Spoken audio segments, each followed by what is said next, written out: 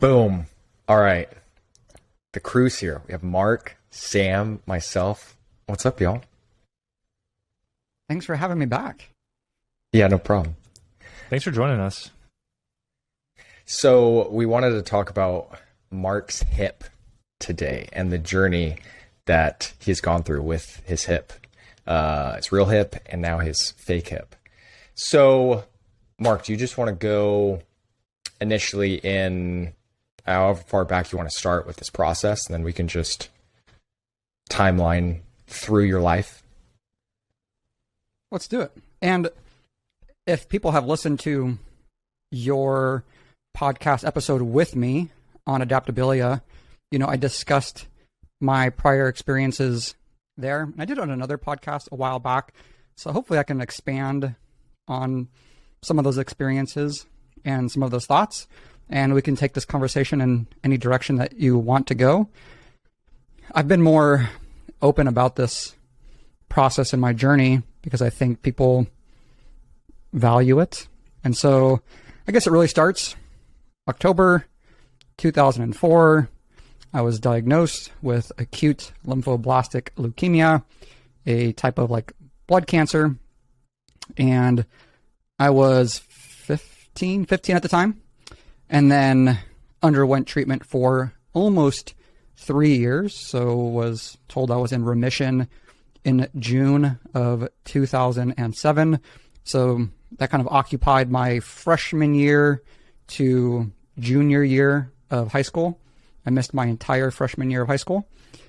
And during that process, I didn't have any radiation, but I had a lot of chemotherapy, and along with chemotherapy, high doses of oral corticosteroids.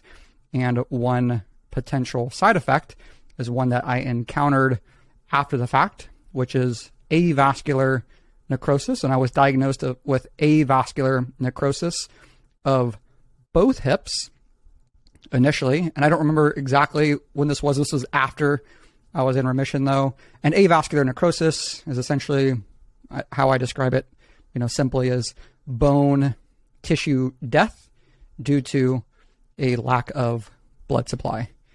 And so that's kind of the origin story. That's my origin story. I don't know if any questions related to that.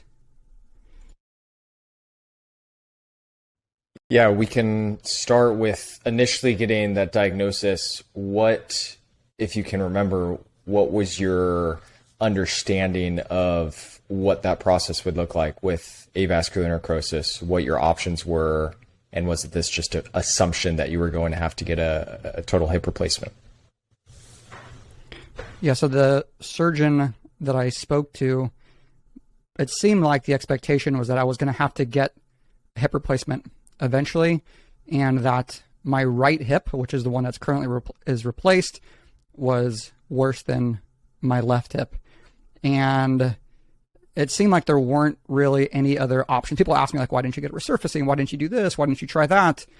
And I'm not sure if it was by the time we caught it or just how quickly it progressed from the amount of medication that I had to take. But from what I was told, that was my only option. And I have the x-rays from that time, and I've posted them as part of, YouTube thumbnails or Instagram posts. And you can see how kind of extensive that, bone collapse in that AVN was. And so, maybe if you're familiar with radiology or looking at x-rays, you could see that, okay, it kind of makes sense why he had to go down the route of eventually having the hip replacement. Were you, prior to the imaging, were you having symptoms in either of your hips? I don't recall. I had to have symptoms in order to get imaging. I wouldn't have just had imaging just to have imaging. I must have been having progressively worse pain. And, it's funny, we know as physical therapists that patients or clients often say that they have a high pain tolerance. And I think probably at that point in my life, after having experienced what I experienced for over 3 years, my threshold for pain probably was a little bit higher. And even just the lead up to my initial diagnosis of ALL, there was a lot of things that happened. It was a really extended process to get that diagnosis. And, that's probably carried with me now in the sense of I'm very cautious of trying to, of catastrophizing certain, issues or pains. So I don't remember exactly what my symptoms were, but they must have been bad enough to warrant a visit to, an orthopedic surgeon. I probably told my, oncologist, and then, they probably referred me somewhere else. So I was living in Yuma, Arizona, and that's where I was born and grew up, but it's a small city. And initially when I was having my problems with my ALL related symptoms, they weren't really able to give me a clear diagnosis. So they sent me over to San Diego, which is kind of where my mom and dad's family were living at the time. So it just bigger city, more resources. And then so, I had my treatment out there, and then I ended up seeing a surgeon out in San Diego. So after that decision was made for the total hip replacement, if you can remember, where was your headspace at with that process? Was it this kind of relief that there was an answer to the AVN and treatment for it, or was it this uncertainty with this seems like something that I shouldn't be getting at my age? Or if you can remember, where was your initial headspace at before the surgery? For sure, there was probably the thought of why me, right? Like, why did I get cancer? I dealt with this. Why the AVN? Okay, I dealt with this. Now why the total hip replacement? And I was very reluctant to get the hip replacement, so I probably suffered much longer than necessary. As I mentioned, I think I spoke about it on your previous podcast, but I was in my freshman year of college at this time, so 18, 19 years old, and my right hip was getting progressively worse to the point where, and I went to undergrad at Arizona State University on the main campus, and if anybody's ever been there, it is a very, very large campus, and I would get around by walking or riding my bicycle, but I was getting to the point where I was limping very significantly, and it was noticeable to other individuals, and it was very painful, and it was noticeable to the point where people would ask me about my limp. And unless you went to high school with me and knew that I missed high school because I had cancer, this is not information I disclosed even to some people that I was very close with in college. I didn't say, you don't just go, hey, I'm Mark, I had cancer in high school, or hey, I'm Mark, I'm due for a hip replacement soon. It's one of those things that I've kept very private until more recently, because people do treat you a little bit different, I suppose. Maybe they try to provide, sympathy, or hey, I'm sorry. And that's not something that I wanted. I didn't want to be known, for those things. So pain got worse, limping got worse. I was very reluctant. My dad was probably the one who was most adamant about me having the surgery and just taking care of it. And by the time I got around to it, yes, I was happy to have the surgery done, because when you get to a point when your pain is that bad and your function is that impaired to the point where the rest of you is moving differently. Also, I was having, and I don't know though if this was also related to, chemotherapy, because there's a lot of side effects related to that, but I was also having like bilateral sciatica, right? Like a lot of paresthesias in my legs. And probably about a year after the total hip replacement, those paresthesias started to go away. So was it related to altered movements and things that I was doing as it related to the painful and, impaired function that I had? Was it related to just, some of these side effects of chemotherapy were getting better? I don't know. But after the fact, I was thankful that I had the surgery performed. Did your surgeon do you feel like he did a good job setting realistic expectations for what the rehab process would look like and for the next few decades of your life moving forward with an artificial hip? I would say no. And I don't really think there probably were a lot of rehab expectations set. I did like to lift weights in high school. So despite everything that happened, after my diagnosis and remission, I worked landscaping I worked a little bit of construction, then I worked landscaping for a couple of years, and then I just like to lift weights. So I was still pretty active, and I'd hang out with my friends and, do active things. And I just remember distinctly asking, will I be able to lift weights? And his rationale was yes. And obviously he's not thinking about bicep curls and chin-ups. He's thinking about squats or deadlifts or exercises of that nature. And his rationale was, hey, you can squat up to 135 pounds, no problem. That shouldn't be an issue for you. And the reason being is that a lot of individuals who elect to have total hip replacements are, larger, have, higher body mass indexes, are, probably a little bit less healthy. And so if they can do squats up and down from the toilet and the couch and the dining room table, then he didn't see any reason for me to not be able to squat 135 pounds. And I was pretty small. At the time I probably was 135 to 140 pounds. So that was it. But other than that, there wasn't really a clear timeline or, criteria that I needed to meet along the way. So let's say we'll go from now after the surgery. Do you remember immediately, like that first week, the first month, how that initial process went of starting rehab and just starting to ambulate on the hip? Yeah, I think it went pretty well. So I decided I was living in, we'll just say Phoenix, since I was going to Arizona State University. Most people listening probably are familiar with Phoenix, Arizona, as opposed to Tempe, Arizona. So I was living in Phoenix, in the dorms on campus. And so between my freshman and sophomore year of college is when I decided to have the surgery, knowing that I'd be able to move back home with my parents and live there. And yeah, it was a pretty smooth process, even though they had a 2-story home and my bedroom was on the second floor and I was using, crutches for probably the first 2 weeks. I don't think I really had, any issues or complications that I can think of.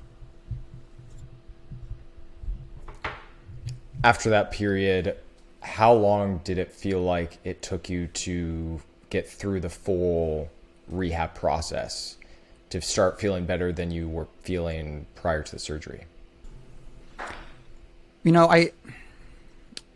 I had a physical therapist that I saw in Yuma, Arizona, where I was living, and I probably saw that individual once or twice, but it was very basic in the sense of squeeze your quads, squeeze your glutes. I even had like a CPM machine, which is a continuous passive motion where you just put your leg in a machine and it automatically moves your leg for you. And I didn't really find much value in that. So probably after the first or second visit, I didn't go back. And so my rehab was really walking and, being a teenager. And then when I went back to Arizona State the following semester, I got back on my bicycle pretty quickly because that was my form of commuting. So going from my apartment to campus, I was trying to use my bike as quickly as possible. I did use like a golf cart service for a little bit, but I was pretty quick to get back on the bicycle. And then I did see a physical therapist who was housed within the gym at ASU. And my experience with him wasn't great. It was more passive, like manual therapy. And so at the time I didn't really find much value in it, but his assistant was a strength and conditioning coach. She had a, master's in exercise science or something along those lines. And, she pushed me pretty well. And so I would imagine from the start of seeing him was maybe around the 3 months post-surgery. And then the end of seeing him, or more so I associate my rehab with her, was probably another 3 months, or 6 months total. And at that point I was doing different forms of plyometrics and some lifting. So I felt pretty good. Now, I was, for a long time, I compared myself to my previous level of function, though. So prior to the diagnosis of cancer, I played every sport that you can think of, and I was a very competitive wrestler at the state level. So although I felt much better than I did prior to the surgery in terms of my pain and my function, it took me a long time to come to terms with my new baseline, because my new baseline would never be the baseline for somebody with a normal, healthy, native hip.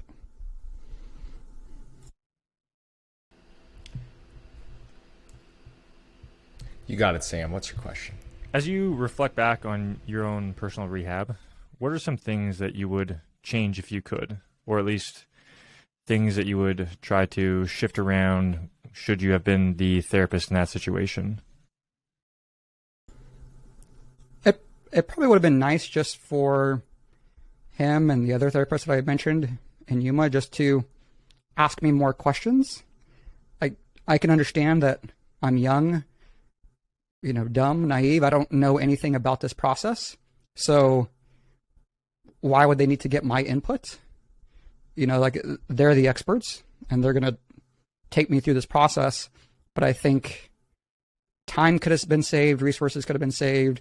The process could have been a little bit smoother if he had just asked me if I even wanted, my leg massaged or moved around or, whatever else it might be. And, we're going to have those experiences. Like that first guy that I saw him once or twice and I never went back. And I'm sure I've had those experiences where someone comes in and they see me and maybe I don't meet their expectations because of something that I did on my end.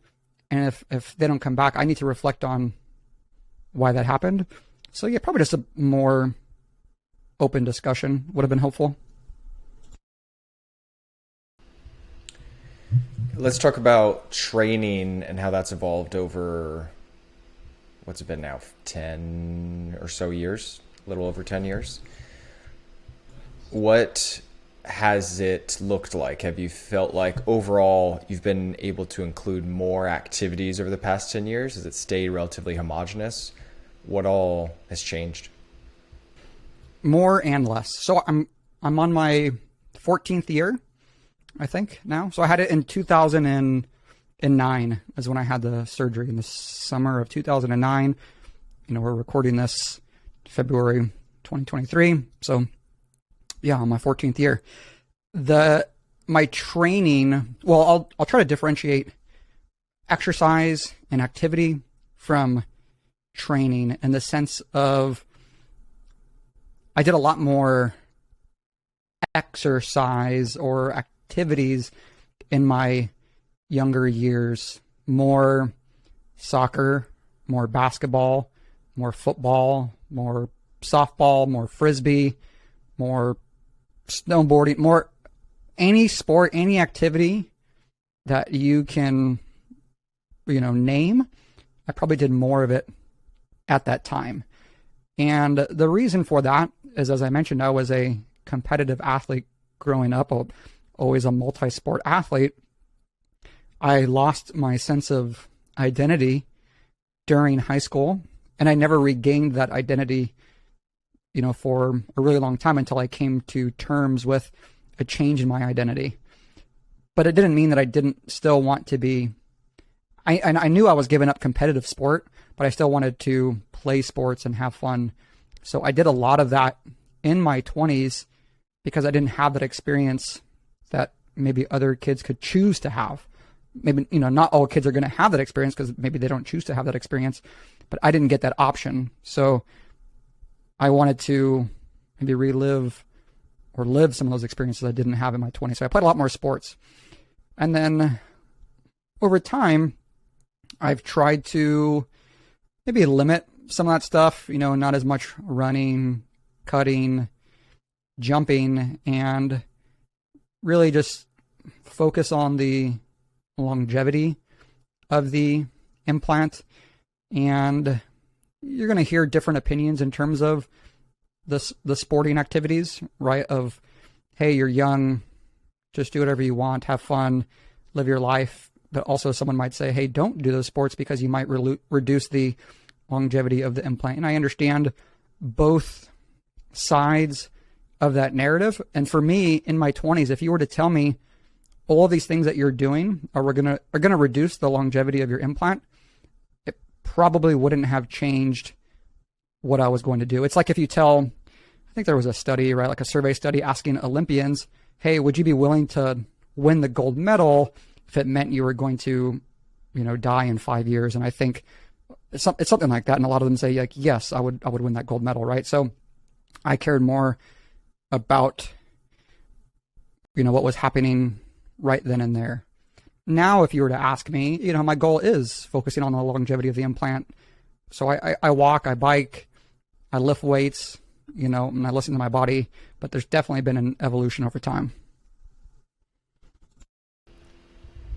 And the current research, do you know the average timelines of a length of a hip replacement? Is it between 15 to 25 years on average? It's so variable and it's so hard to know, especially for someone like me who had it at such a young age. Most surgeons in North America aren't doing metal on metal hip replacements, which is what I have. In fact, I had my hip replacement in 2009. In 2011, they stopped doing them, and the doctor that I had actually had to make a video for his hospital. I tried to find that video recently. It's not on YouTube anymore, but they made a video essentially saying that they had to recall, that design, but we shouldn't be, worried or whatever. So it's going to be variable. You're going to see different systematic reviews that say different things of, there might be a certain percentage for 15 years and a certain percentage for 20 years and a certain percentage for 30 years. I don't know those exact percentages off the top of my head right now, but I find it so hard to think about my own expectation and give other people expectations, because it's going to be, a lot of people who are getting them in their later years of life, not always, especially now. And so it was hard to know really how long they were going to last, because people would die with their, primary implants. When they came out with that recall, did you have an immediate reaction? Not really. No. I think I've written about this, but there's no point in me stressing about it. I have no control over it. The only control I would have would be to say, I want a revision. And that doesn't make sense. So if things are out of my control, whether it's related to my hip replacement or not, I try not to put too much stress or concern into them. So even thinking about, I know that I'm going to have a revision eventually, it's not something that I worry about. I try to maintain all of the habits that will improve the longevity of that, meaning that I exercise regularly, eat relatively healthy, maintain a normal body weight. I don't smoke, etc. And if I'm doing all of those things, I'm not thinking about how many years I have left before I need that revision.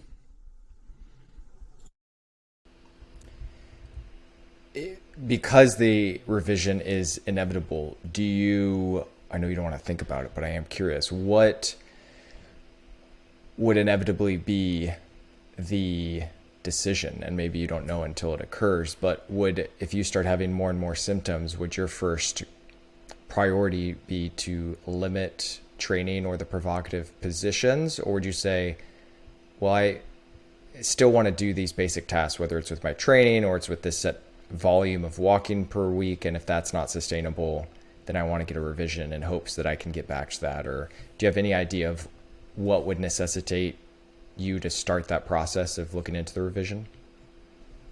It's the first time I thought about it. So I think it depends, because I'll give an example of like a patient who might say, I'm considering this surgery because, let's say, I can't barbell back squat anymore. And, you could ask them, are you willing to give up barbell back squatting and instead doing split squats and leg extensions and step ups and whatever else if it meant that you didn't have to get the surgery? And some people might say yes, and some people might say no. Like a runner might be a good example, right? If you're a runner, you don't want to give up running. And so if the question was for me, like, I don't barbell back squat. I do a lot of split squats. But if the split squats were the things causing me problems, would I be willing to give up split squats and do something else? Would I be willing to reduce my number of steps per day? Absolutely. If just my general activities of daily living and things that are important for my quality of life were affected because of this, I probably wouldn't delay that process longer than needed. And especially if it meant that it could lead to worse outcomes the longer I waited. With going into grad school and then going into clinical practice after that, you've obviously had quite a bit of patients with total hips, I'm assuming. Is there a chance that, or do you always tell them your story and your perspective? And do you feel like that's helpful? Or are there times where you don't even bring it up, that you personally have had one and had a successful outcome? I've done both. Initially, once again, I was more reserved. So even in grad school, I'm not telling people, hey, I have a total hip replacement. So why would I do that with strangers, even if they are my patients and people who I'm supposed to have a close relationship with? But as I mentioned earlier, that was before I realized that me choosing to withhold this information, I'm not sure if it would be harmful, but like knowing that I could help somebody by sharing that information, meant that I just had to let go of some of that privacy that I was maintaining. And so I've done both. And some people, they get a total hip replacement, they have minimal worries, they're doing great. I don't need to share that story. Somebody else might say, like, I'm really afraid that I'm not going to get back to riding my bike or playing sports or playing with my grandkids. And hearing my story and hearing how I'm functioning, especially the longer it's been since my initial implant. Because if I told you the things that I was doing when I was 2 years out, and you're going like, yeah, you're playing sports, but this thing's going to be done in 7 years, versus, hey, I'm on my 14th year and my muscle mass and my strength and my range of motion and my function are just as good as ever. It gives you a little bit more confidence in what I'm saying, I think. Speaking of muscle mass and strength, have you been tested on dynamometry for any hip-related tests to compare it to the other limb? No. I would imagine it's for sure less. Like if I do certain single limb tasks, like if I try to jump and land, on my right leg compared to my left leg, I can feel the difference, but so not only can I can feel it, but if you were to observe, I'd be able to jump not quite as high. The landing probably wouldn't be quite as smooth. So there are going to be differences for sure, side to side. Are there any major recommendations you'd have for someone that is getting or has a hip replacement at a relatively young age, whether they're a teen or in their early 20s? Watch the YouTube videos that I helped create on the E3 Rehab YouTube channel. Read the blogs that I've written. And like, I know you guys are kind of chuckling, but I'm serious because people leave comments all the time saying, wow, I'm really young. I'm in my 30s, or I'm in my 20s, or I'm in my teens. And I was so worried about this process, and I'm still very worried. But seeing how you're doing this many years later, helps relieve a lot of that anxiety or worry or stress. And that's why those are there, right? I can't speak to every person individually who is in my shoes, and I didn't have those resources. This is why I always say I didn't have those resources. There was no YouTube video or person I could look up to. I didn't know anybody with a hip replacement. I didn't know anything about physical therapy. I didn't know anything about anything. And so these resources are meant to reach those people easily, right? It's easily accessible. And So that would be my advice, is watch those videos and, connect with the other people. Like, people also will comment and kind of talk to one another. And I know, like, YouTube probably isn't the best place to, like, create a community, but there are other, like, if somebody is listening, knowing that there are other people like you, it can be helpful, knowing that you're not alone. Earlier, you were mentioning that in your early 20s, 2 years after the hip replacement, you're doing this wide range of sports, and now you've transitioned to a different approach where you're emphasizing the longevity. At what point did you start to shift away from some of these activities? Like, you've mentioned you don't back squat.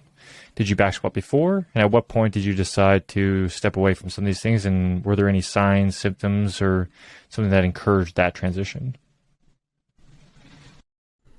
Yeah, I think a lot. So as it relates to the sports, I just got a lot of it out of my system. Like, I don't feel, because once again, there was still a sense of identity there of, I'm a competitive athlete. I want to be competitive, and I want to play these sports competitively and go all out. And I was talking to Chris earlier today, because we're going to try to play pickleball next week, which will have already happened by the time this goes out. But I said that I try not to be as competitive with sports and other physical demands, because if there was any possibility that I flare up my hip, for me, it's not worth it anymore. Whether or not it's going to change the longevity or whatever, like, it's just not worth it for me anymore. It's like getting a hangover, like, I'm not really trying to drink to get drunk, because the hangover really isn't worth it for me. So with the sports, I got a lot of that out of my system, and, my identity has changed, where I don't feel the need to be competitive. And, so maybe it's an excuse for me, right? Like, I lose to Chris in pickleball, and I can say, well, you know what? I wasn't going 100%. So, like, there's my excuse. And then in terms of, like, certain exercise selection, it just has to do with, like, my level of comfort with discomfort. That I did used to back squat, but it was always uncomfortable. And, I just adjusted the frequency or the volume or the intensity as needed, but it was never not uncomfortable. And I just got to the point of saying, I don't need to back squat. If my only goal is to get stronger and build muscle and do whatever else, and I'm not a competitive power lifter, and I can achieve those same goals through other means, why would I back squat? And so that's what I kind of, got at earlier, in the sense of, if you're willing to give up certain activities because all you care about is reaching a goal and not necessarily how you get to that goal. I think another common, like, analogy would be like weight loss, right? If people want to lose weight, the first thing they think about is, I need to run in order to lose weight. When in reality, you can run, but you don't have to run. You can walk, you can bike, you can change your diet. And so the same thing goes for me, is that I don't really have any too many goals. I don't care about hitting a certain weight. I don't have any goals set, other than I just want to be relatively healthy, look good, feel good, and maintain that for as long as possible. And knowing that time is the, most important commodity that we have, and one that we lose every second, that we can't get back. And, the longer I can stay healthy, be healthy, the more I can enjoy the time that I have in my current state. I'm stoked for pickleball, 1. 2, now that potentially you are going to take on more clients remotely, and Sam may take on more from y'all's specific experience with each of your, Marc, total hip, Sam had the biceps rupture. If you were to get a client or a consult where they're coming in preoperatively and they were asking for recommendations prior to the surgery, and we can make up an arbitrary timeline, let's say they have 2 or 3 months, what would be your primary recommendations preoperatively? And then if you were to see them post-op, what would those initial stages look like for, these are the criteria that I'm looking for, the things that I would want to value and prioritize post-op? I think I'm going to keep it simple. And I know that you're seeing a lot of post-operative patients right now in your current setting. So I'd be interested to hear what your experience has been either preoperatively or postoperatively.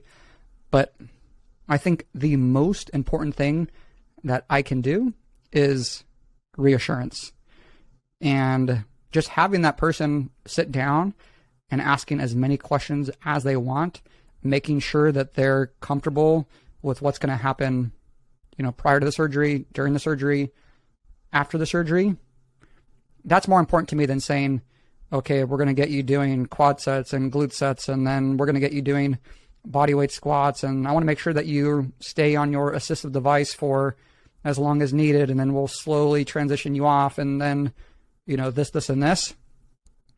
It's really the reassurance that, they can ask questions about, am I going to dislocate my hip if I, bend down and pet my dog or whatever it is. So that's the big thing for me. What has your experience been? I can speak to, I had an eval on Tuesday of this week with an individual, otherwise very healthy older adult. I think he's in his mid to late 60s. He tripped on a rug at work and fractured his pelvis or his hip and had to get an immediate surgery. And they decided to do a total hip replacement. And he came in, I think he's now a week or 2 weeks status post. And he was just shocked because he was like, I never thought I would get a hip replacement because I viewed that as something for people that were super immobile. And he felt like it was a huge shift in his ability to be an active older adult. And so it was, to what your point was, Mark, this major reassurance that you were at such a high baseline prior to this. You don't have any other orthopedic history. You have the time to rehab this, that trying to implement confidence and framing it as this is going to be a relatively easier process for you compared to someone that has spent the past few decades being extremely sedentary. This has developed over multiple years. And so for him, it was reassurance and knowing that his baseline prior was so high, and then doing some objective testing early on just to see where he was at from 6-minute walk tests, 5 times sit to stand, timed up and go.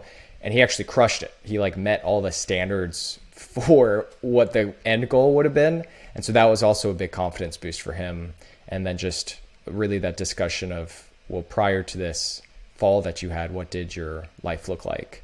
Of what do you want to get back to? We've started giving patients the patient-specific functional scale and have them list out 3 or 4 things that they value and their level of confidence and capability at this point in time. And then we really anchor the rehab towards that. So for him, it was walking, hiking, and then sitting for long periods of time because he's a writer as well. So it was framing the rehab of, we ultimately want to get you back to the things you value. And that's how we'll frame progress and kind of what done means. I think you bring up a good point, kind of, whether it was purposefully or inadvertently, but the stigma associated with the total hip replacement. And that's why, referring back to the videos that I've made, is that, I felt that stigma as a 19-year-old, right? Why me? I shouldn't be getting this at 19. And it makes you feel very uncomfortable, very lonely, misunderstood. And so knowing that there are other people in a similar situation can help. I jokingly texted both of you before this podcast saying that we would title this, something along the lines of assumptions, accusations, and projections, because people make assumptions about me. They accuse me of things, or they, provide their own projections. And the accusations being that I'm promoting young people to get hip replacements as a first line of treatment. And that couldn't be further from the truth. If you were to say, hey, if I could snap my fingers and, I'd have a normal native healthy hip versus my total hip replacement right now, I'd say, yeah, give me my normal native healthy hip. I'd take that any day of the week. this was, a last resort surgery for me, just because I'm extremely thankful and I'm promoting how much it's improved my quality of life and, how much better I am for it. Doesn't mean that I'm telling people who have hip pain to go out and seek a hip replacement as the first line of treatment. And then going back to the reassurance, actually, I met with someone earlier today, and, I met with her a month ago, and she mentioned that she's having some pain, and she refers to it as her TFL area, which is just kind of a muscle on the front or side of your hip. And, at the time I said, hey, let's monitor it. Let's keep doing what you're doing. And then you could let me know how it's feeling next month. And this is on the side that she has a total hip replacement. So kind of at the end of the session today, she goes, oh yeah, I forgot to mention, I'm still having that pain. It's not any better. It's not worse, but I just want to know when I should be concerned as it relates to my total hip replacement. When should I consider going seeing my surgeon?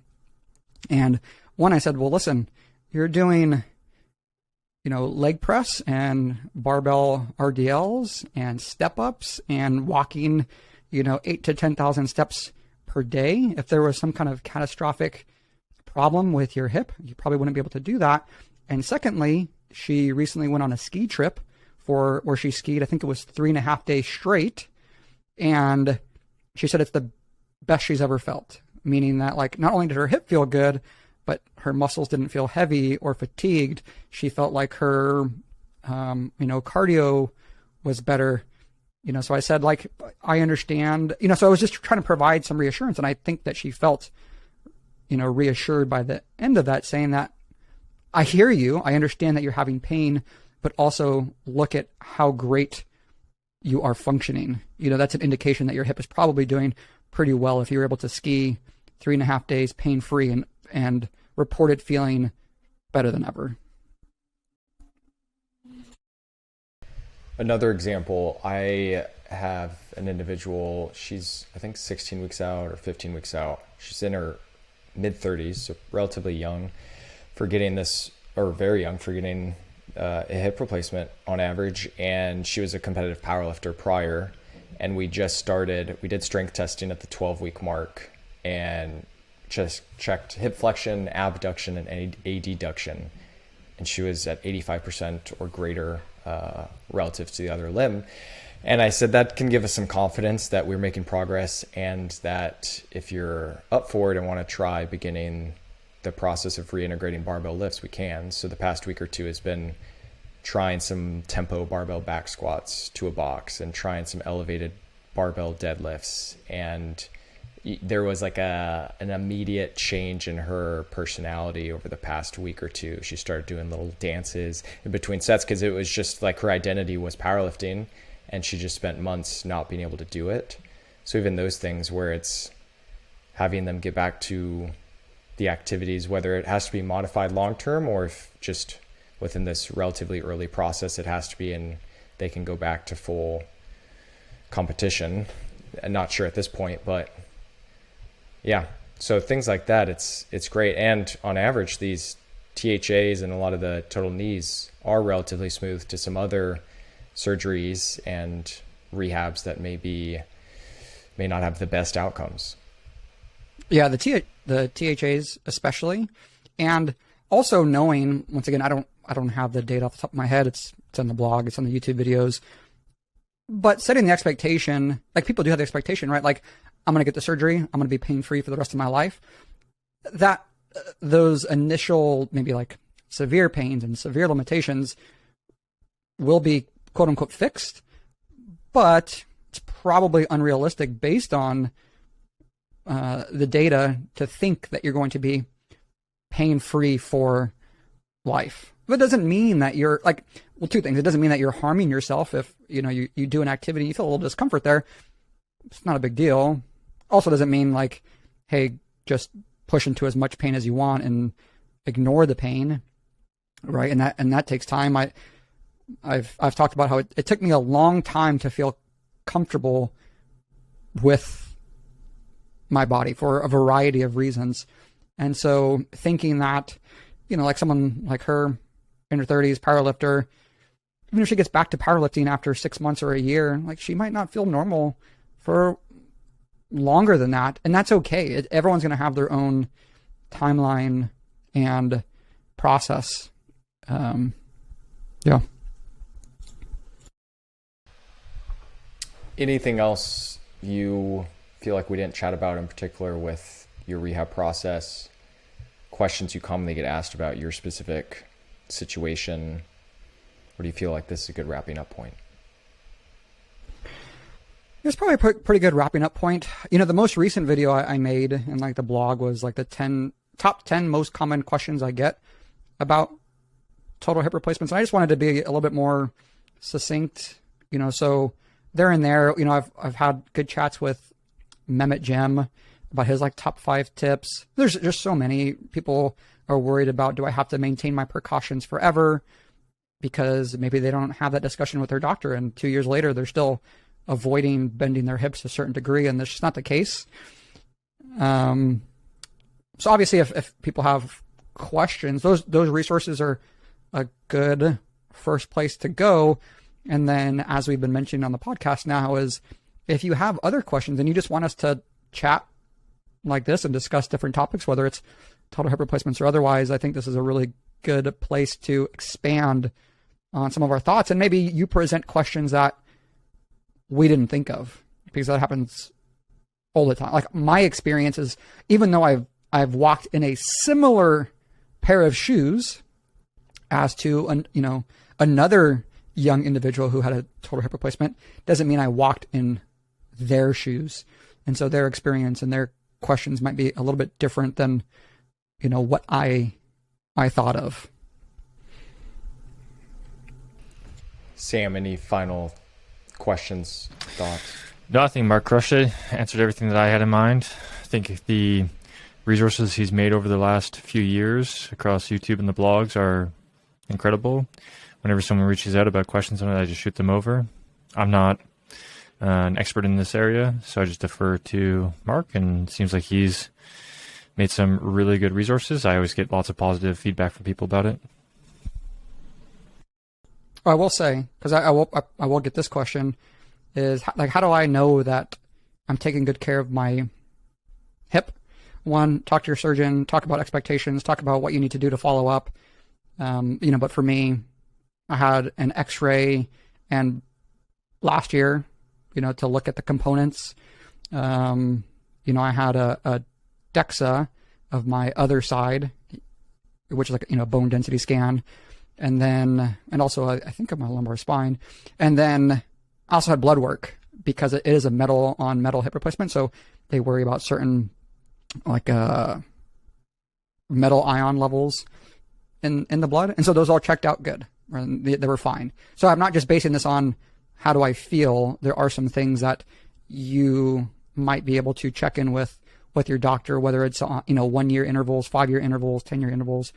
Their recommendations might differ, but I have had that done. So it's more than just I feel good and I'm going to continue on this path. I'm going to track in as many ways as needed that wouldn't be iatrogenic, meaning that it's not going to cause me excess worry about normal findings otherwise. Boom. Well, when we play pickle next weekend, I'll play with you. You and your buddy and your dad can play us, and we'll just smash them. And I'll be like, well, we even won with the guy with the hip replacement. Wait, does your dad have a hip replacement? Or me? Okay. No, but sweet. Like I said, we like to trash talk, and I'm not sensitive about it, right? So you could definitely be like, tell me, like, you lost to a guy with a hip replacement? Come on. Yeah, excited for it. Awesome. All right. Thanks, Mark. This is great.